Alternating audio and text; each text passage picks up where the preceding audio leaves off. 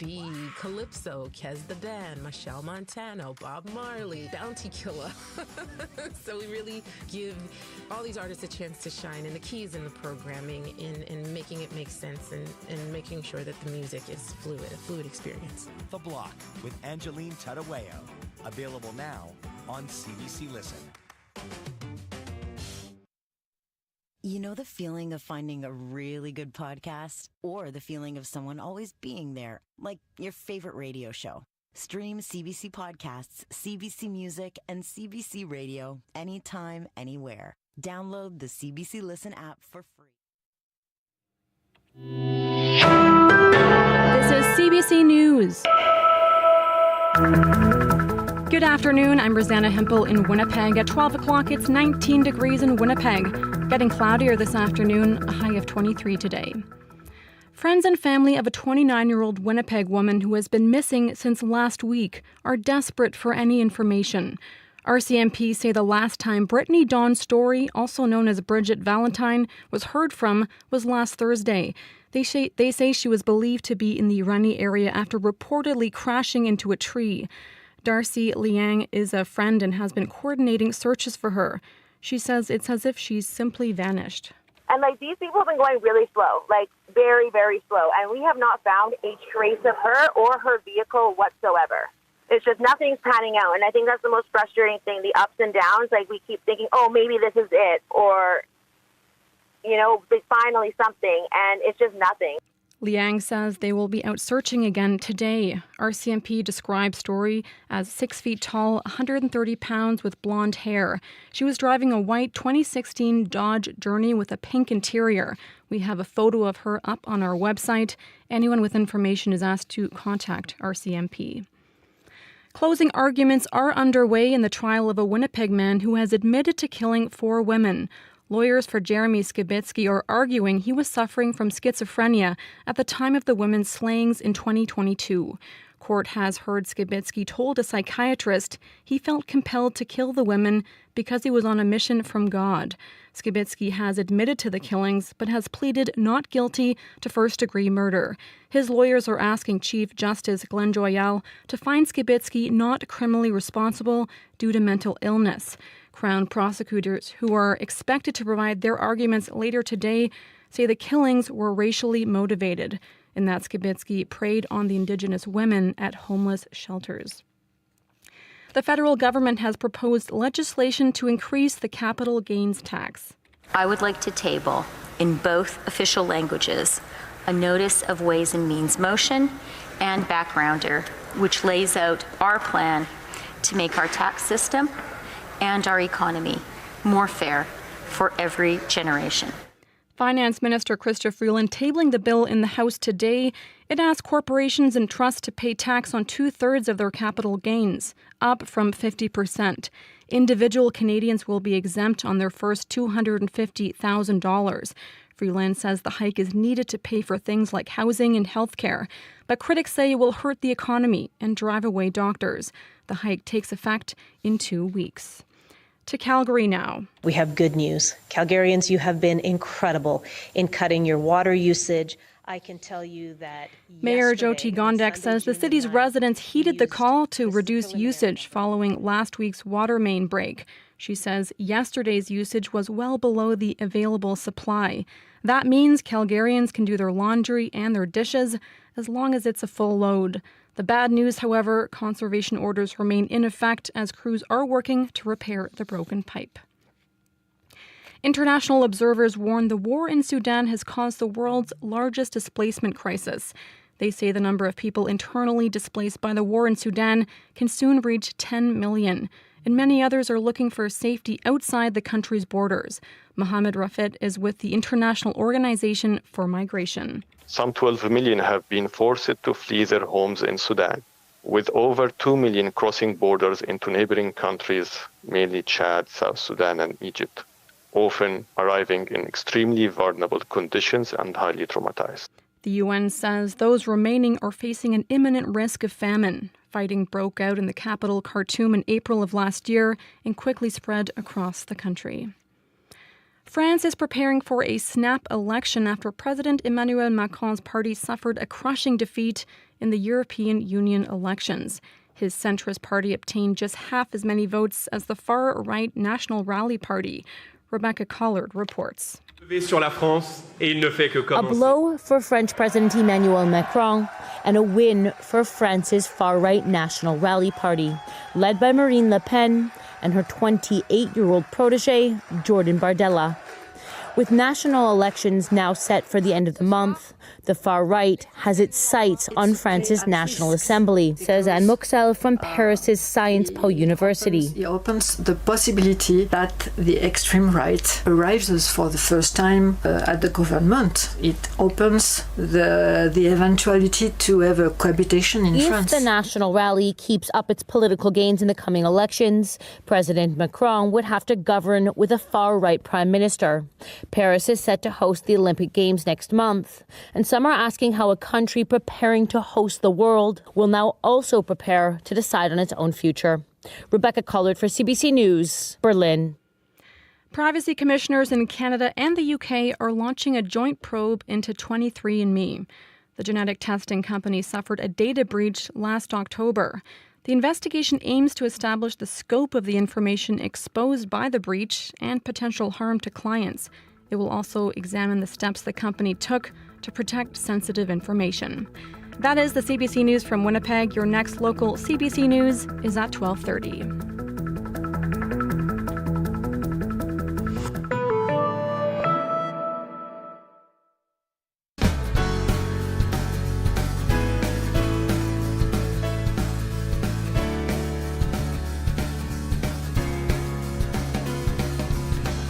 Hello, my friends. Thanks for joining us today for Radio Noon here on CBC Radio 1, everywhere on your CBC Listen app, on your CBC News app, and on 89.3 FM. It's one of many things parents, grandparents, and caregivers have to plan for: how to occupy children during the summer. Let's share some ideas. What are your favorite summer outings or activities for kids and teenagers? That's the topic of today's call-in conversation after the 12:30 news and weather.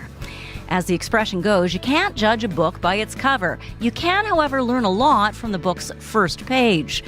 We're going to meet a 17-year-old from Kleefeld who wrote such a compelling reveal, and for film producer Juliette Hagopian. This morning, a sod-turning ceremony was held in Niverville, just south of Winnipeg, preparing for a film and television studio that will be built there. Juliette Hagopian is president of Jet Studios Incorporated, and she joins us now. Thanks for being with us. Oh, that's great. Thank you for having me. What did it mean to you, personally, to have the official sod-turning ceremony this morning? It became real.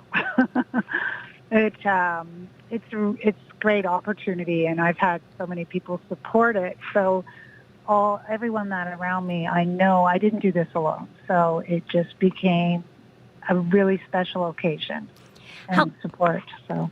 This is a passion project of yours, though. This is something you've been working on for years. How long have you envisioned this studio? Well, I thought I'd grow, so it's been going on for many years, 20 years, where I've just thought, this is the size I want now, and this is the size, then I move on, and then I get another size. So this is the third project, I would say, of where I'm going. And there's more. So describe for us Jet Studios, what this place will be like. Yeah, it's just on under 4 acres of land out in Niverville. The sun rises on in the east and lands on the west, and the building will sit in an open prairie, 25,000 square feet. It'll house a LED screen, which will allow us to make movies inside all the time, where it's, the LED screen enables us to capture everything in the camera at one time. Okay, so, for example, instead of shooting something in front of a green screen, you'd have the image of, say, the Canadian Arctic or a Hawaiian beach behind the actors? Yes, that's correct. What kind of difference would that make to film production? Well, it's it just moves along faster, but the process does take a while in the beginning. So when you're creating these images, that's the part that takes the longest. But when you actually have the images completed and on the screen, your shooting time is faster. And you can there's so much more flexibility in doing that. Because you can change, theoretically, the background. And you wouldn't have to worry about weather. No weather, no tractors, no trucks, no unit moves. No, you're basically saving time, money, and energy by just containing your locations in one space. So locations. Let's talk about Niverville. What makes it the perfect place for the studio? It's beautiful there, and it's open. It's one of Canada's fastest growing communities. It's, approximately 35 kilometers outside the city center, which makes for filmmakers, it helps to our financing because it gives us a rural bonus on incentives. So you're talking about those tax breaks, those tax credits we often hear about. How important are those for film producers who are choosing, which province to go to, which state to go to make their movie? Oh, it's really important. I don't know how many times I've been asked to do a budget and figure out how much tax credits I'll be getting on my budget. And, is it real? Is that real? Because I think Manitoba has one of the best incentives across Canada. So it looks really good for our community and our province. And, it's so, I feel like it's a really special thing that we have here. And by shooting a bit out of Winnipeg, then there's a rural bonus. They get extra tax credits. Okay. Yeah. What impact do you think this could have on the local business community, Niverville and Winnipeg and surrounding communities? Oh, I think that whatever we do to support our film community increases our visibility internationally. So the more we create, the bigger we get, the better we look. And what else it does is that our infrastructures grow too. So it's anything from the corner store to the malls, food, everything, accommodations, that we benefit in every which way. The sudden influx of all these people who need food and housing and temporarily. Props, sets, wardrobe. All of it. The project has been delayed, I understand. CBC News reported in March 2023 that this was going to be a $30 million development with costs being borne by your film company, Julie Jet Incorporated, and your partner in this venture, Volume Global. Yep. Now, at that point, you hope to have construction completed last summer. It so often seems to be that when construction's delayed, the price goes up. Has that happened to you? Yes. And how has the cost changed? Well, we decided to go a different way with instead of doing the pop-up right away, we wanted to build something that would last 100 years. So we're building a concrete building, which delayed us getting permits and structure and making sure that we have everything we need to build that instead of a pop-up. The pop-up would have taken, maybe we would have known what we were getting with a pop-up. But with the structure, it's a bit different because it's concrete, solid. It's clear span. It's 45-foot ceilings. So on this pop-up you're talking about, I was on the website for Volume Global, your partner company, and Volume Global offers pop-up sound stages, and they look just like Quonset huts, really. They're supported by air with rounded roofs. Yeah. So that is coming eventually to Niverville as well? Well, not at this stage. I'm looking at building structures out of concrete. Okay. And make it last. Make it last. Make it, it's not going to go away in 15 years. Is Volume Global still a partner? Volume Global brings the screen, so it was always that they were putting the screen inside the building or in the pop-up. So their contribution or their commitment to this is that we have a 360 screen inside the building and that we will be able to do the volume stage. And what is your latest estimate on how much this is going to cost? Oh, geez. Not including that portion of it. The building alone is it's under $7 million. Okay. And then there's the second phase, which we were always talking about in that $30 million, is about $25 million.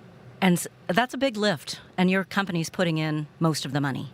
Well, I have really good relationships with the banks. How's that? They like you very much. When do you hope to have this open? Pardon me? When do you hope to have it up and running? In the new year. Well, that'll be a very exciting day. Yeah, it's a fast process now once the financing's all confirmed, and we just move forward and we don't stop. And that's why the groundbreaking happened today, because we're ready to just go and not stop. And then the only thing that delays us now is materials or equipment that may be delayed. That's it. Well, let's hope that's kept to a minimum. Yeah. Juliet Hagopian, thank you so much for your time today, and congratulations on the sod turning. Oh, thank you so much. I appreciate it. Juliet Hagopian is the president of Jet Studios Incorporated. It's been her vision to set up this studio for television and film in Niverville. This morning, a sod turning ceremony was held there at the intersection of Wallace Road and Provincial Road 311.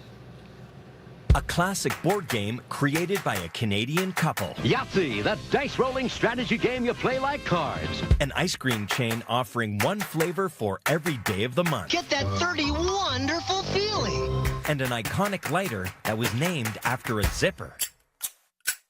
Brand Envy 2024 on Under the Influence with Terry O'Reilly. Thursday morning at 11:30, 3:30 p.m. in Newfoundland. And on the CBC Listen app.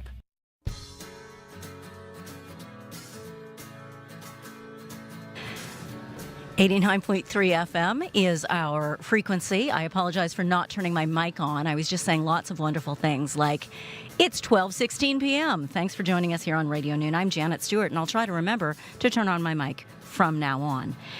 Still to come today, if you could create the world of 150 years from now, what would it look like? What technology would we be using? That was part of the challenge CBC Books handed middle and high school students across the country. The other part? Write about it, but just one page. We meet a finalist in the first page student writing challenge coming up in just a couple of minutes. In our call-in conversation today, we want ideas. What is fun for students, children, teenagers to do in the summer? The school year's winding down. Parents, grandparents, caregivers are preparing to step up when it comes to activities. How do you keep the cries of "I'm bored" at bay? Share your ideas for outings and activities after the 12:30 news for our call-in conversation. Taking a quick look at your weather, it's mainly sunny today in Winnipeg, high temperature of 23 degrees. There is a chance of periods of rain beginning late this evening, scattered showers ending in the morning for the Red River Valley tomorrow. 22 degrees, our high temperature tomorrow, and then a chance of scattered showers with a mix of sun and cloud on Wednesday. Riley Lachuk joins us with more details after the 12:30 news. 22 young writers from across the country have been chosen as finalists for the First Page Student Writing Challenge. CBC Books asks students in two categories, grades 7 to 9 and 10 to 12, to write the first page of a novel set 150 years in the future. One of the 11 finalists in the older age group is from Manitoba. 17-year-old Haley Peters is from Kleefeld. She's a student at Steinbach Regional Secondary School, and she joins us right now by Zoom. Hi, Haley. Nice to see you. Hi. Congratulations on being one of the finalists. Thank you. More than 1,500 students sent in entries. How does it feel to have yours be one of only 11 in that top age group? It's crazy and super exciting. I didn't think I would actually end up getting here, and yet I have. And yet you have. Why did you enter this contest? I entered because I wanted to push my writing skills and see what other teenagers are doing with this prompt and this idea of the future. You wanted to push your writing skills. How often do you write? A lot. it's one of my favorite hobbies to do. Is it something that you could see, continuing to do in your future? Absolutely. If I could become an author, that would be my goal. Well, tell us about this world you envisioned for your book. Well, the first page is that's the one that was submitted, but the book would have been called Forbidden Realities. What's it like in 2174 in this book? I had an idea of where virtual reality became as essential to life as like computers and whatnot. So instead of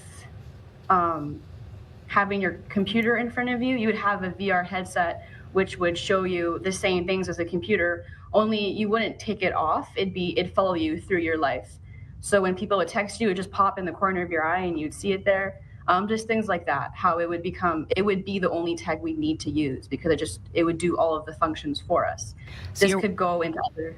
Go ahead. Sorry, I didn't mean to cut you off. This could go into other areas of life. Like if you didn't want to see a person and you have your VR set on, you could just block them and then they just be like a gray person there. Stuff like that. Even if they were physically standing right in front of you?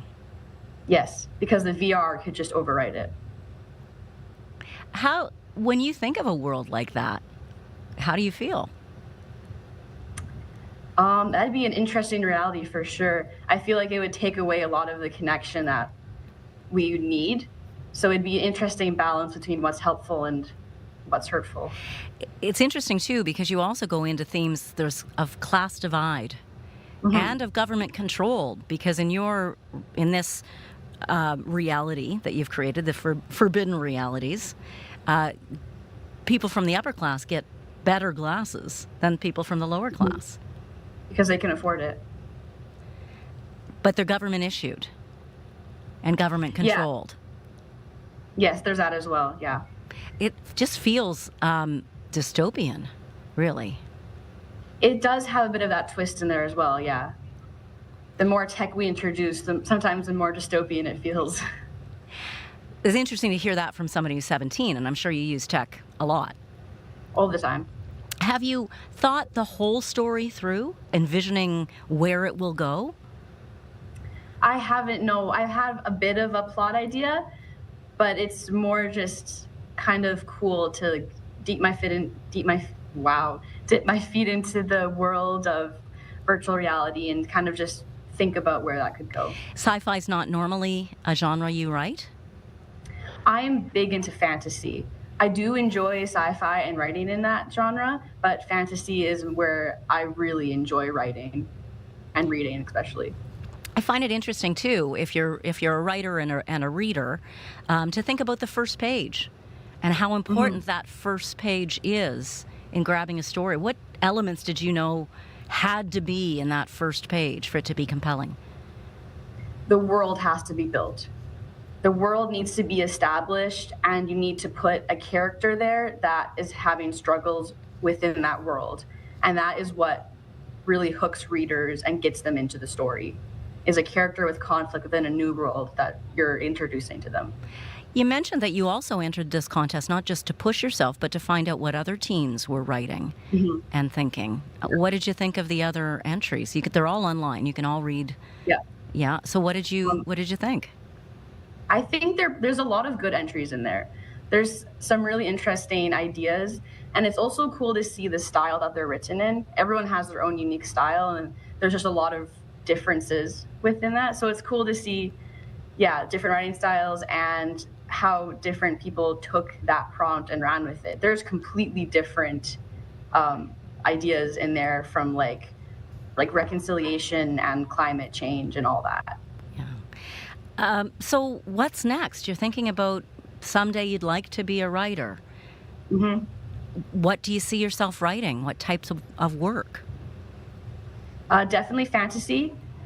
I think that will take very different directions depending on what book I'm on. I really like writing stories that approach like ethical dilemmas or stories that you have to interpret the meaning of them. So it's a lot more open-ended, but all within the fantasy realm because I love fantasy.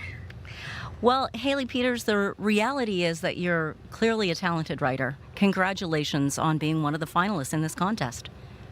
Thanks. 17-year-old Haley Peters from Kleefeld is one of 11 finalists in the grades 10 to 12 2024 category of the First Page Student Writing Challenge. CBC Books selected 2 other Manitobans on its list of finalists in grades 7 to 9. They are 14-year-old Isla Harrison and 14-year-old Emily Swartz, both of Winnipeg. Congratulations to both of you as well. A winner from each category will be announced Wednesday. Both winners will receive a 1-year subscription to Owl Crate. That is a service that gives you fresh boxes of books on a monthly basis. Wow. So good luck to all the Manitobans involved. Winnipeg band Neighbor Andy has shared new music. It's a cover of their favorite song by English rock band Hers. This is Neighbor Andy with their version of What Once Was.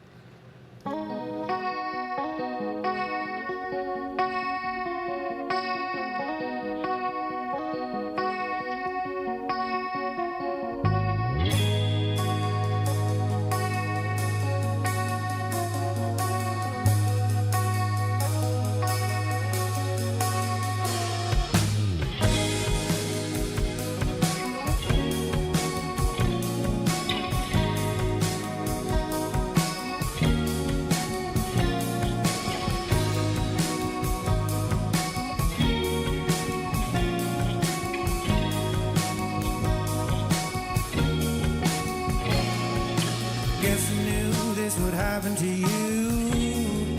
Inside I did, but I refused to know the truth. I'm heading back inside, sit alone with you.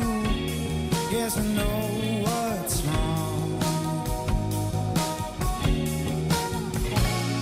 My friends put on the bravest face. The tail between their legs, something's out of place. Guess my mother let them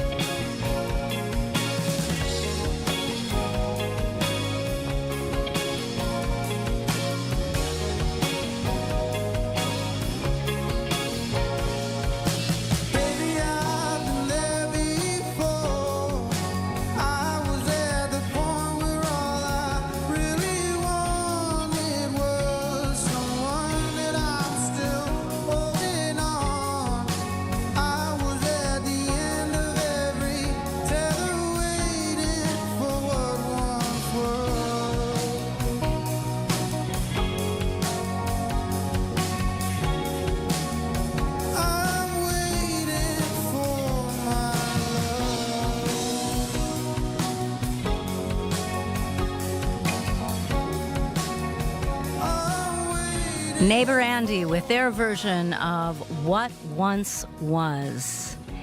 It's time to open the phone lines and begin our call-in conversation. Today, we're looking for ideas on how to occupy children during the summer. Let's share some thoughts on favorite summer outings or activities for kids and teenagers.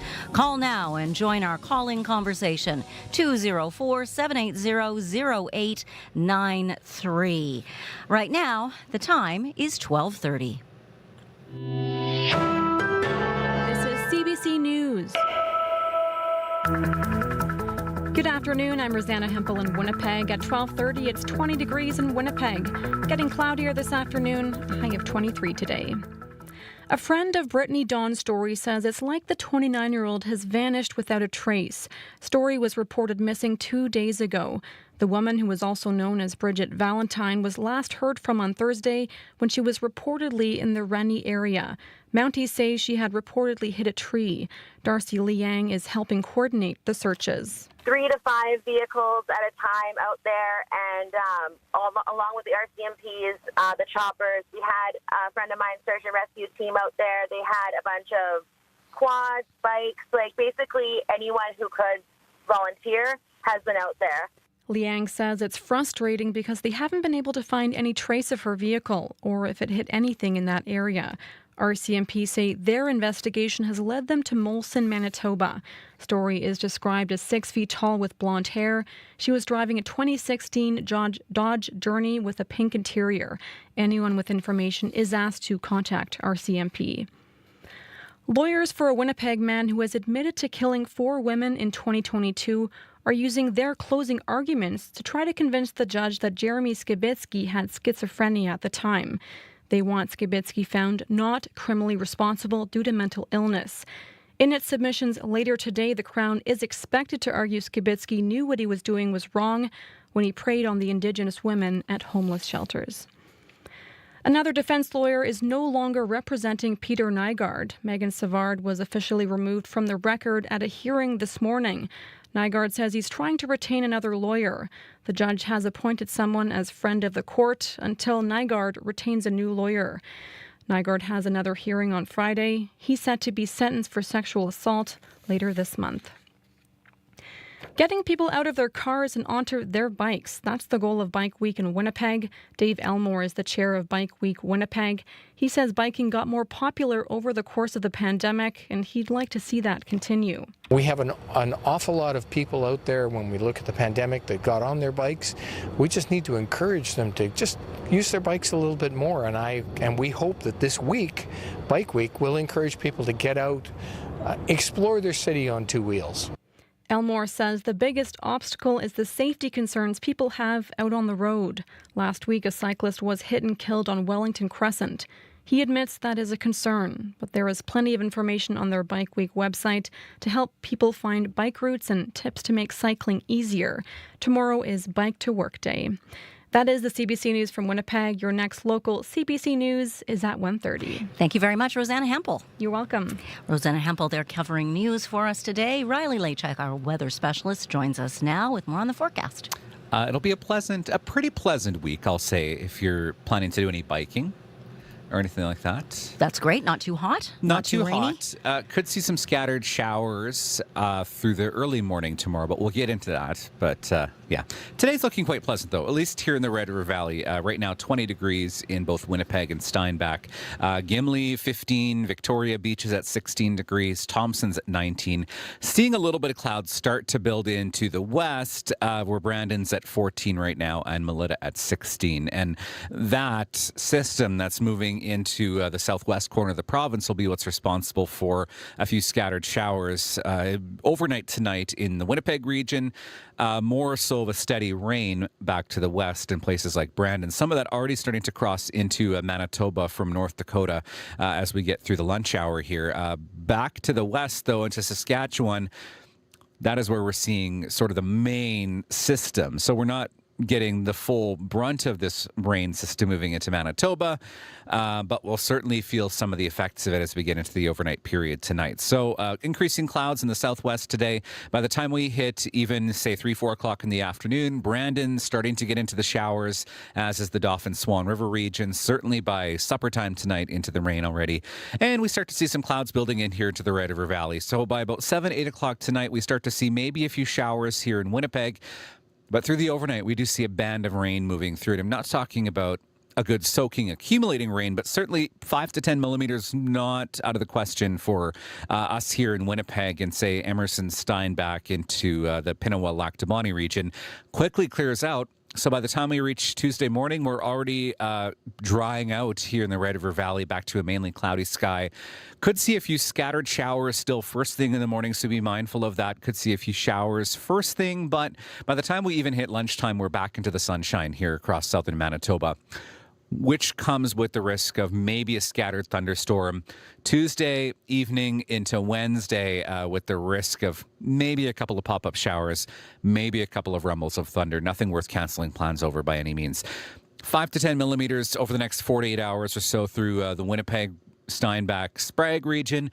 More like 15 to 20 millimeters for places like Verdon, Russell, into the Riding Mountain National Park region. So more centered to the west of us.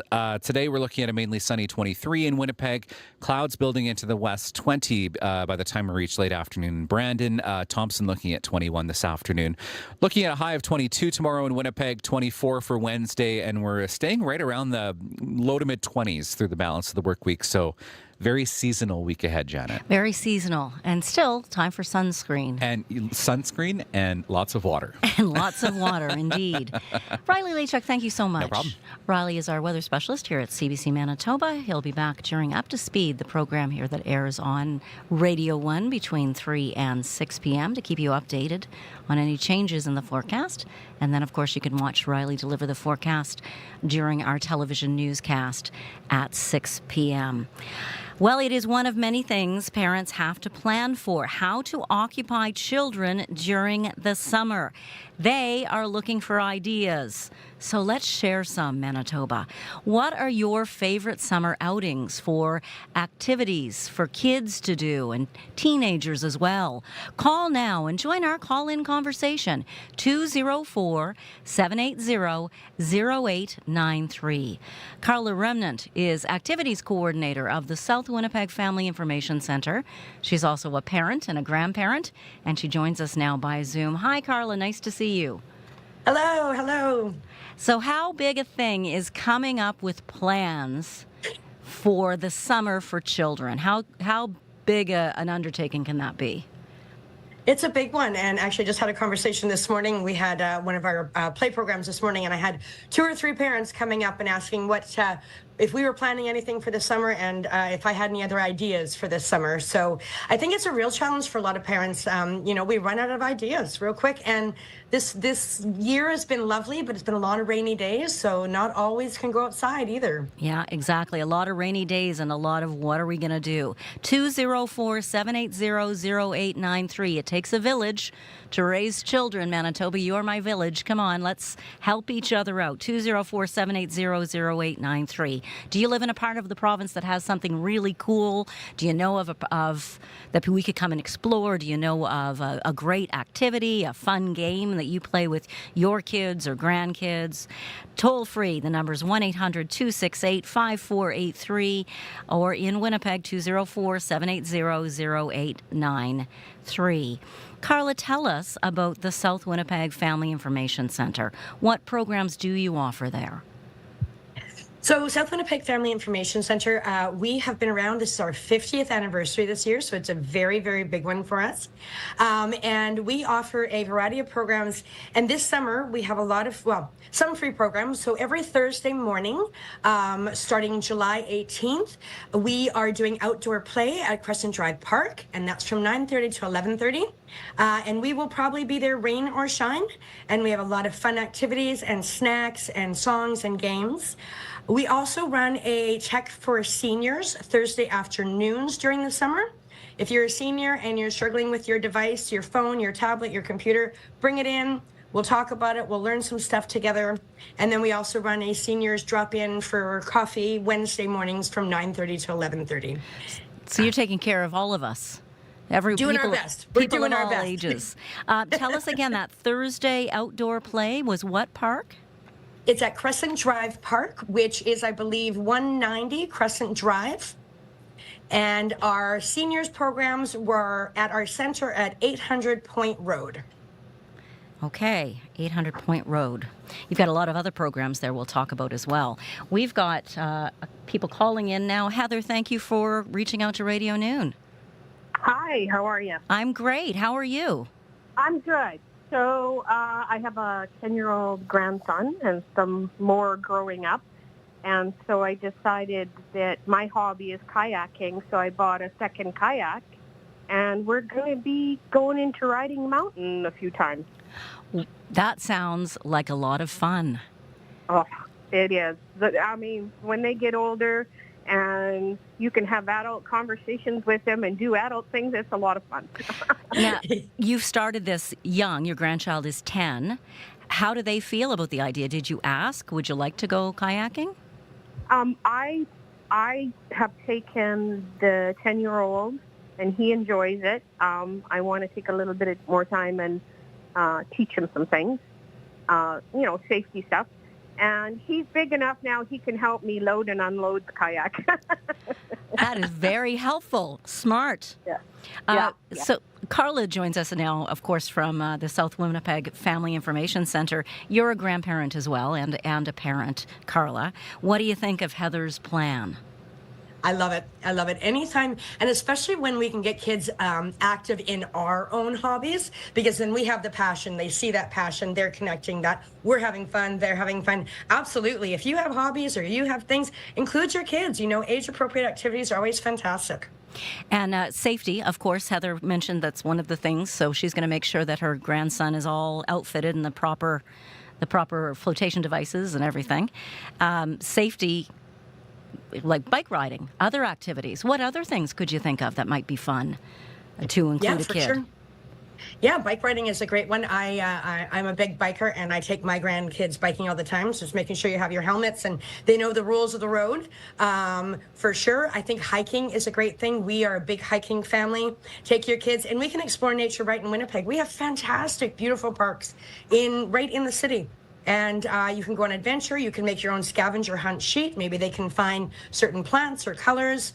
I think that one thing about Winnipeg is we are a green city in a lot of ways, and there are a lot of fantastic ways that we can incorporate that nature, even if we're right in the city.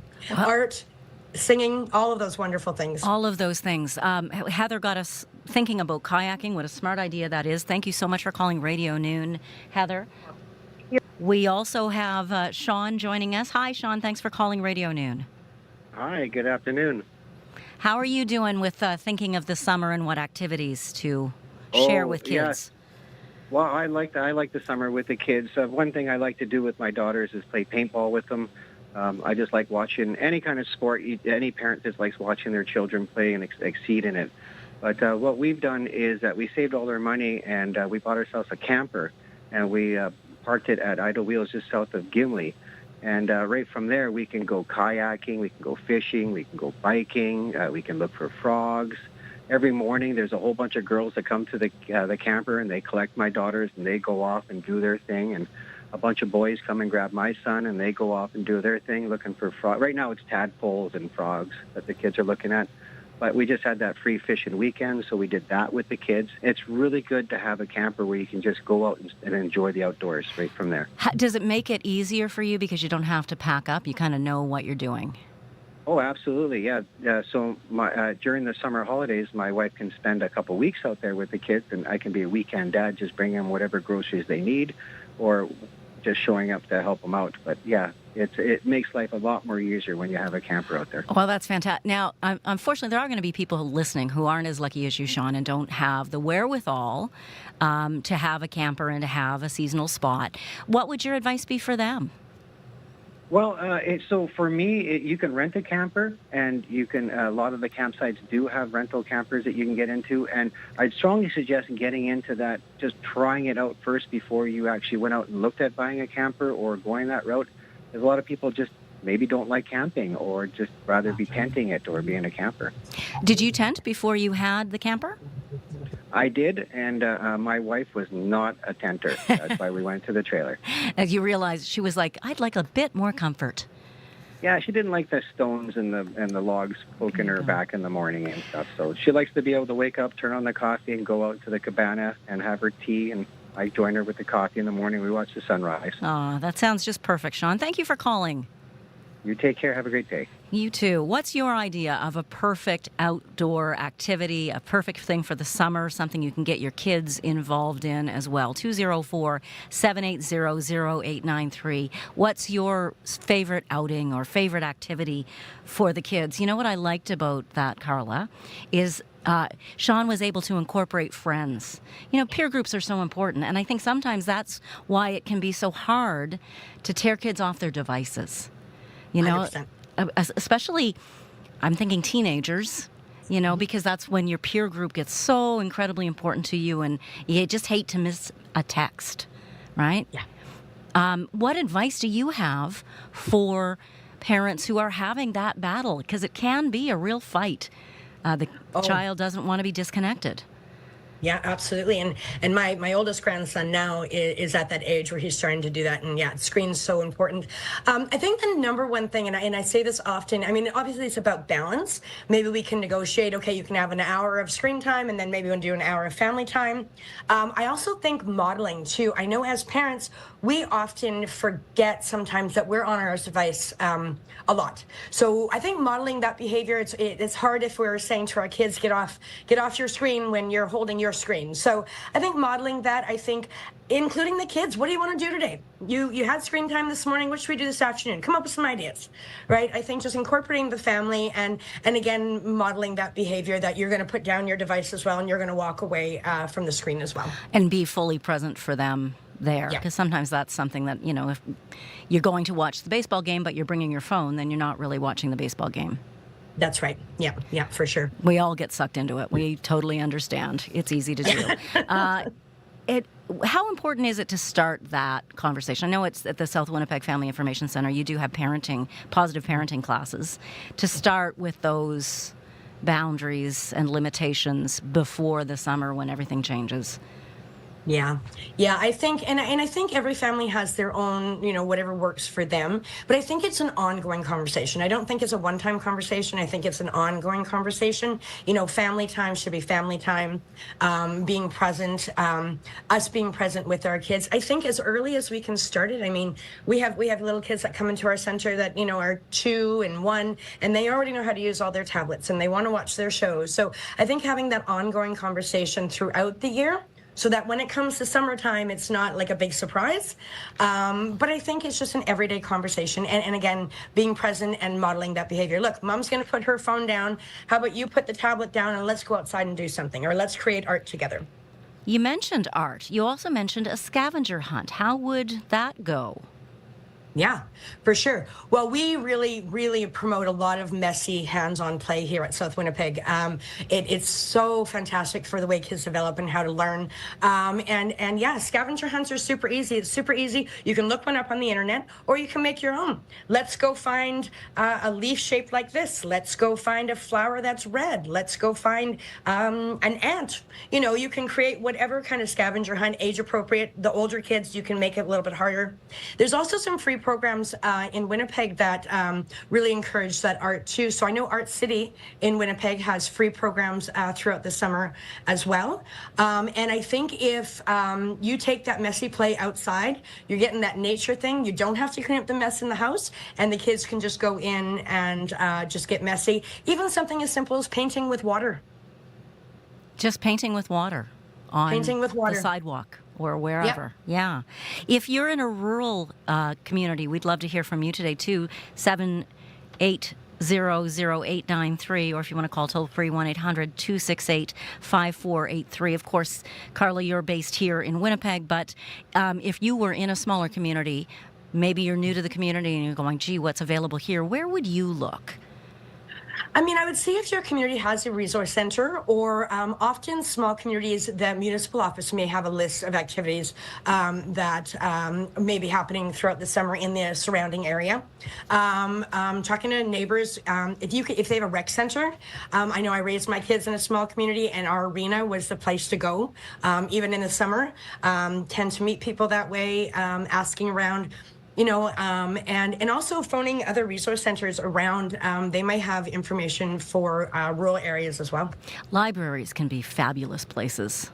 Yes. And just before we hooked up today, I was just looking, and there are fantastic free library programs all throughout Winnipeg. And I believe some rural areas jump onto the bandwagon. I know McGregor, Manitoba has a fantastic library program for the summer for children ages 0 to 5. So I think just reaching out to your library and get those books, go read them in the park. It sounds really lovely, doesn't it? Doesn't that sound lovely, adults? It's getting the kids to go and buy into it too. But that's a great idea. Carla, I really appreciate you spending your time with us today to talk about this. Is there anything you'd like to promote as the organization you work with, the South Winnipeg Family Information Centre, marks 50 years of helping the community? What should we know about this fabulous resource?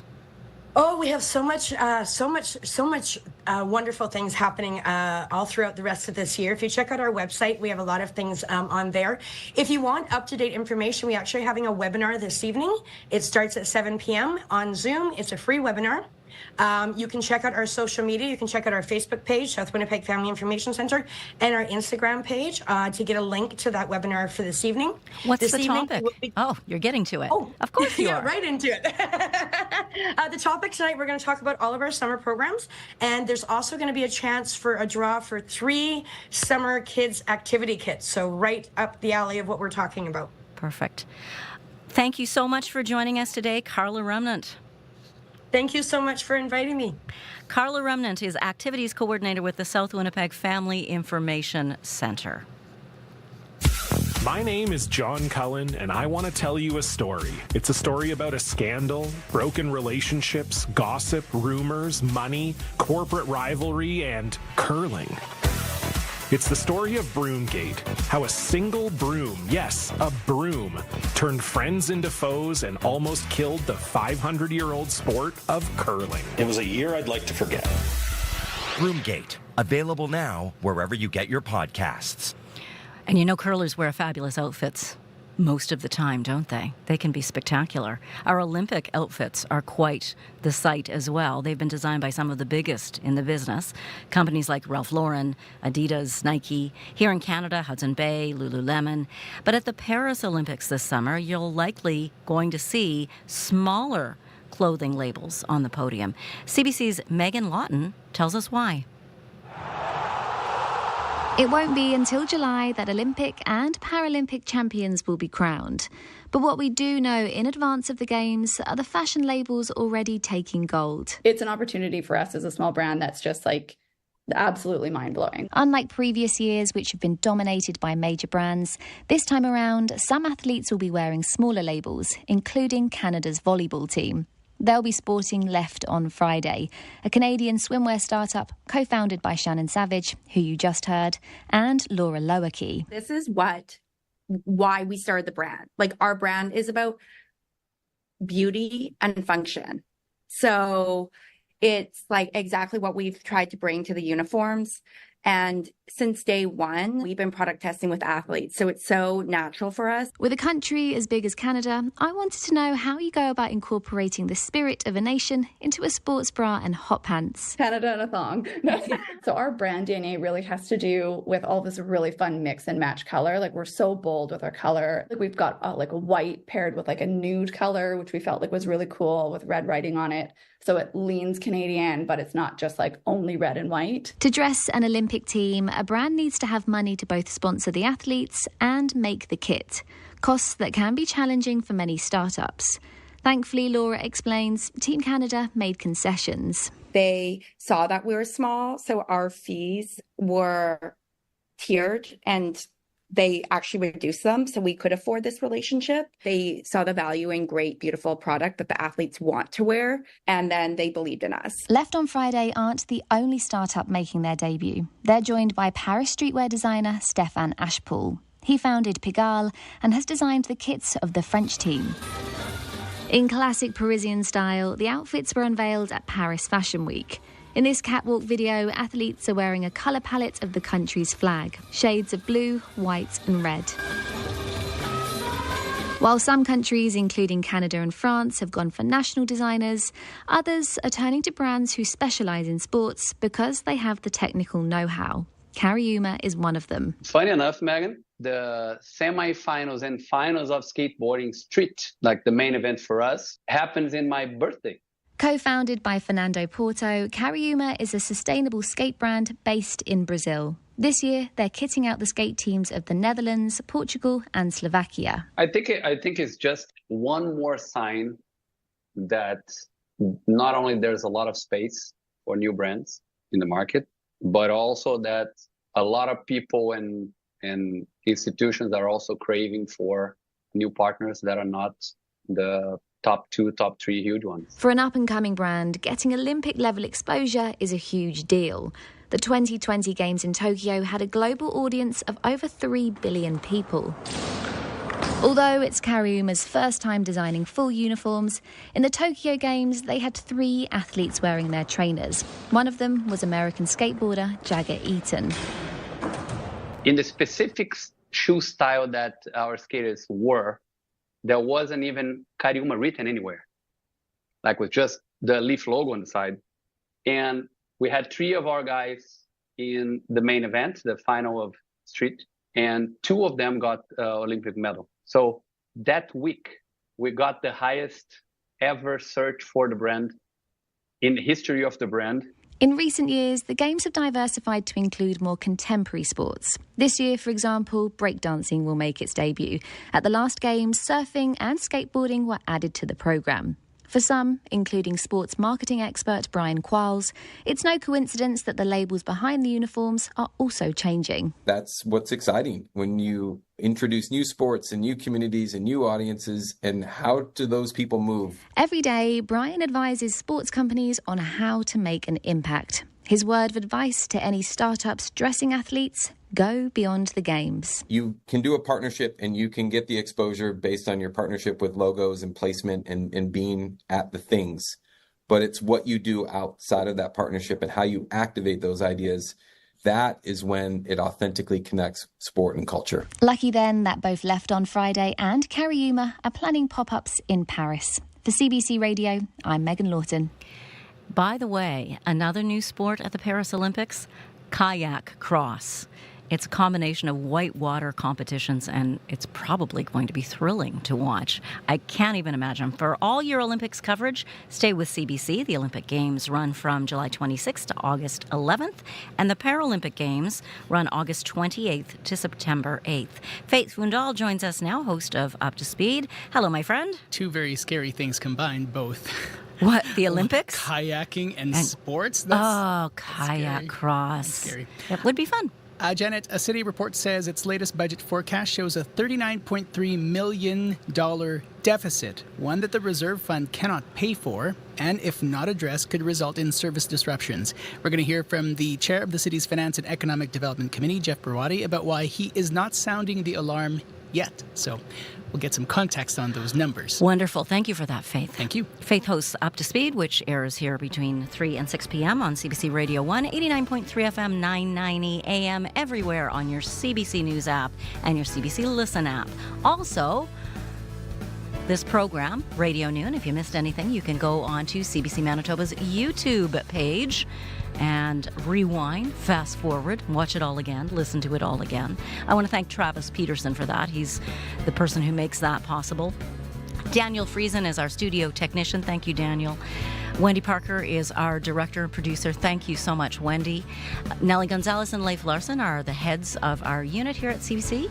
And this is Radio 1. Thank you so much for listening. I hope you'll join us tomorrow for Radio Noon. I'm Janet Stewart. Coming up next, the next chapter. Have a great day.